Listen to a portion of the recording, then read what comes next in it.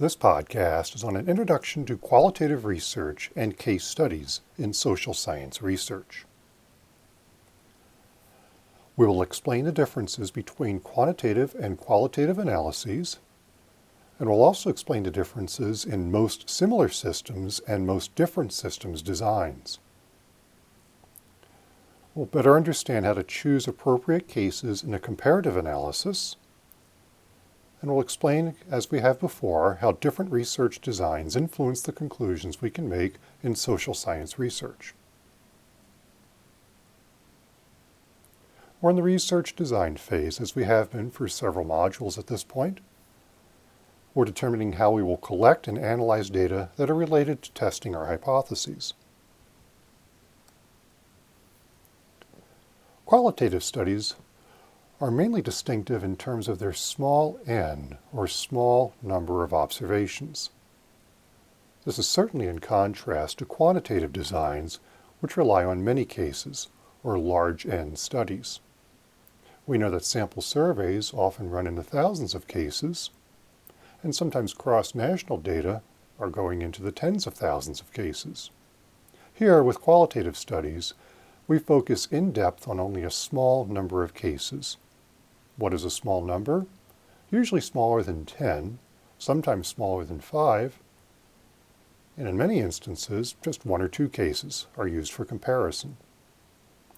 But the important thing about qualitative studies to remember is that we're analyzing the independent variable on the dependent variable still, but is very much a detailed look, or a granular look, at both the independent variable and the dependent variable. In terms of validity, external and internal validity, which we have studied in previous designs, we can say that with qualitative studies, we have weak external validity and strong internal validity. Which means that to say that we have a weak external validity, it is hard to generalize from qualitative studies to other cases, because we focus so much and so in depth on a few number of cases, we cannot really expand beyond that to a larger number of cases. However, we certainly know a lot about the cases that we study, and thus we have strong internal validity. We thus have a really good sense that what we are studying for those particular cases is indeed the truth. So there's a trade-off, as there is with other research designs, with qualitative studies as well. So what is the procedure for case studies? Well, we need to choose 1 or more cases for analysis. We need to understand that we're going to use what is called thick description. In other words, very detailed paragraphs and pages of descriptions where we'd ordinarily just use sentences if we were in quantitative designs. For qualitative designs, we need this thick description in order to analyze the impact of the independent variable on the dependent variable. So for instance, instead of relying on perhaps 1 or 2 variables to try to explain why a country chooses to go to war, with this qualitative design, we might use government documents, and those can number in the thousands or tens of thousands, and analyze those documents to try to explain why a country would choose to go to war. That sounds very burdensome, a lot of work. Why would we use a case study? Well, if we want really detailed information on our independent variable, as well as detailed information on our dependent variable, then we would want to go with a case study. In fact, sometimes case studies are confused with historical analyses. Now, history often does focus on a small number of cases, but it's not quite the same thing. Case studies are more targeted in terms of the information that they wish to examine.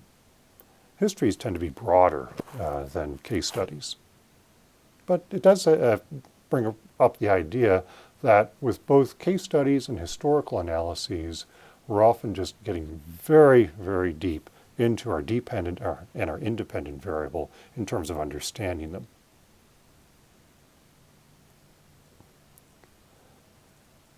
Case studies differ not at all from quantitative studies because we do need to be able to define and measure our dependent and independent variables. So in that way, quantitative and qualitative are similar. We need good measurements, We need to thus understand and define what it is precisely we mean by our independent and our dependent variables. For instance, we could use case studies to analyze the impact of economic development on democratization. We certainly have done that with quantitative large N studies, but we could also do this with case studies small n. As with the quantitative measures, for case studies we need to be careful and understand how we're going to measure economic development. There are a number of different ways to go about doing this. A most common way is to look at a country's gross domestic product per capita, or GDP per capita. This is the measure of the total number of goods and services a country provides in a year, or in a defined time period, perhaps a quarter. But usually a year would be used in these case studies. So that could be a measure of economic development. What about a measure of democratization? The Democracy Tracking Non-Governmental Organization, or NGO, Freedom House, has for the past 50 years provided a measure of democracy that is an annual measure for countries around the world. And this could be a way that we could measure democratization for countries in our case study. So, once we have come up with our measurement, then we need to choose our cases. So we have a 3x3 table of types of cases, the type of comparison, and an example of how this all works.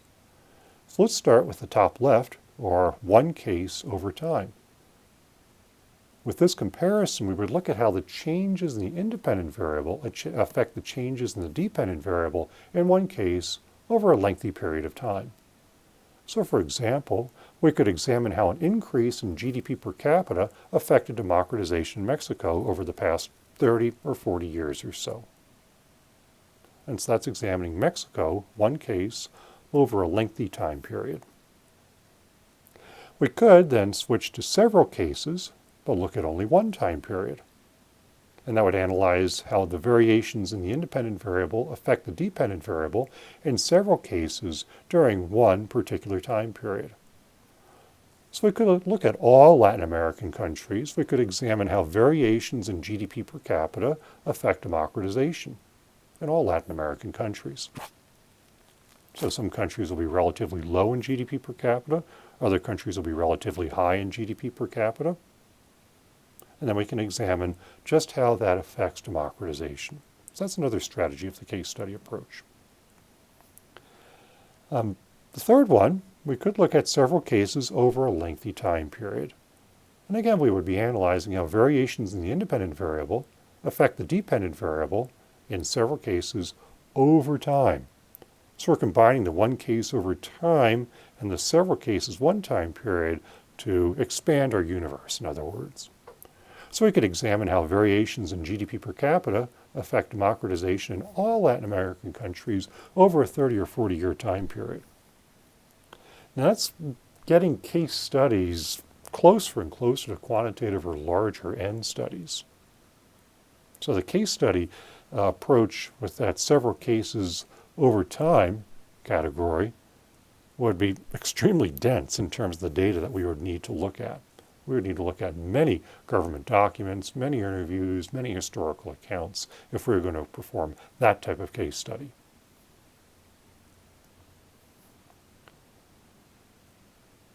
So we have several case study options that we've been laying out. For one case over time, that one instance of studying, for instance, Mexico over a lengthy time period in terms of its GDP per capita and its effect on democratization, we could choose a typical case, or we could choose what is called an outlier or an unusual case. I think I'll stick with this for a moment. So the outlier or unusual case would be one where we would expect, for instance, that higher levels of wealth or higher levels of GDP per capita might have a positive impact on democracy. The outlier or unusual case would be going in the opposite direction. So, for instance, one of the classic outliers in this area of study is India, where India has relatively low, until recently, low GDP per capita, but a relatively high level of democracy. So we could study India's democracy patterns over time and note that lower levels of GDP don't seem to affect democracy. So that would be what we would call an outlier, an unusual case that wouldn't necessarily confirm our hypothesis about the impact of economic development on democratization.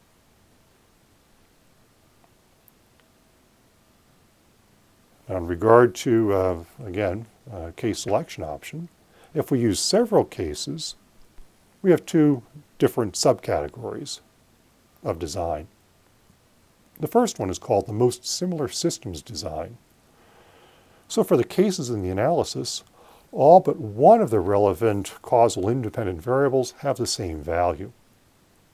And this allows you to argue that variations in that one independent variable cause changes in the dependent variable in the cases. So I'll give you an instance. So with the most similar systems design example, we could control, for instance, the three independent variables: GDP per capita, whether or not a country was colonized, and just how diverse the population is in terms of its ethnic makeup, let's say. We could look at two cases where we're examining countries that were former colonies that have fairly high diversity or different ethnic groups within it, and then just look at the variation in terms of GDP per capita and note that democracy occurs where there's high GDP per capita, but democracy does not occur where there's low GDP per capita. So we've held for these two cases most similarly in terms of colonization and in terms of ethnic diversity, but vary just the one independent variable. This most similar system design allows us to isolate our independent variable of interest.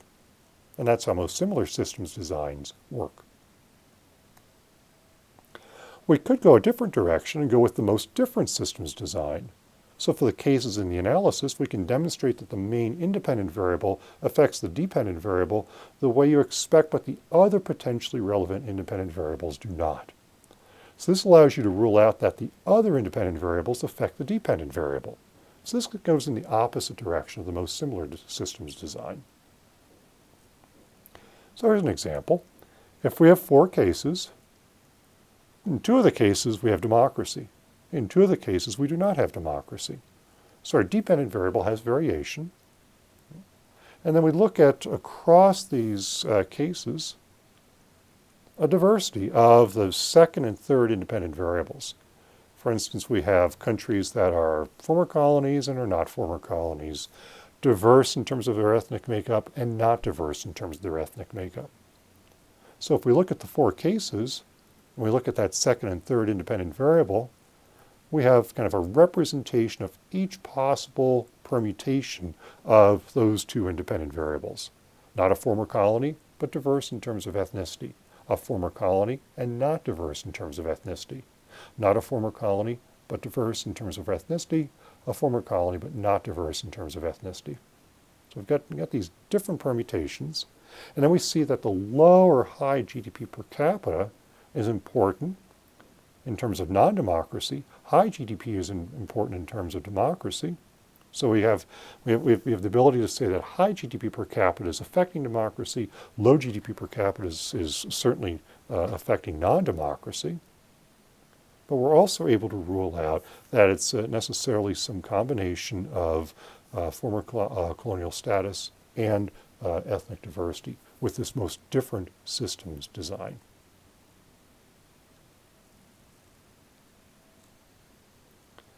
What are issues with case studies?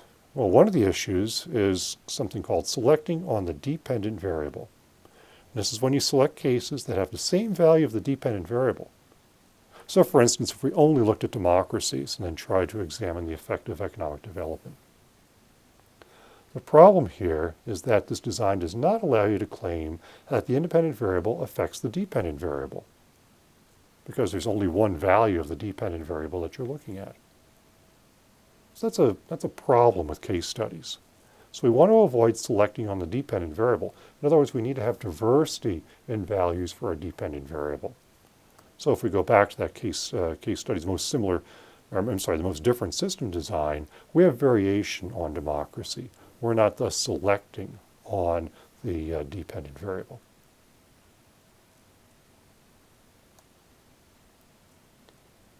Another example of this is that if we think about the relationship between GDP per capita and the number of protests, we might have one data point that you can see kind of on the bottom left corner, where low GDP per capita seems to go with low number of protests.